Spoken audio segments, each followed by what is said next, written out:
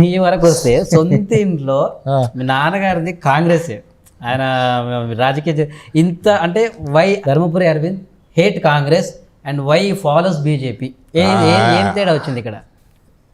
మీ నాన్నగారు I was never in politics. I was never in politics. I was an admirer of Modi. The day I decided to get into active politics, I will obviously join Modi's party.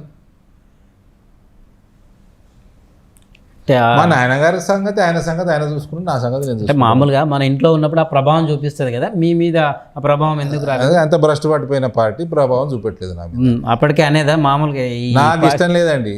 నేను చెప్తున్నా కదా, 1990లో చిన్న పిల్లల్ని చంపేసారండి.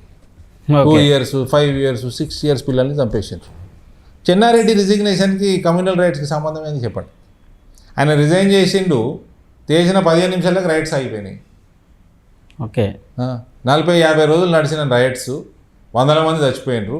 అందులో చిన్న పిల్లలు ఉన్నారు, ఇట్లా ఎగరేసుకుంటే పిల్లల్ని కింద తలవారు పెట్టారు. టోటల్ ట్విన్ సిటీస్ భయాందోళనలు ఉండే, ఫుల్ కర్ఫ్యూ ఉండే. ఆ కర్ఫ్యూలో రోడ్లన్నీ మా నాయన మంత్రి ఉండే, incharge law and order minister, home and law and order minister ఉండే. మాకు కర్ఫ్యూ పాసులు వచ్చు, ఆ పాసులు తీసుకొని డ్రైవింగ్ నేర్చుకున్నాను అప్పట్లో. ఖాళీ రోడ్లు కదా, నాకు అందుకే ఎక్కువ గుర్తు.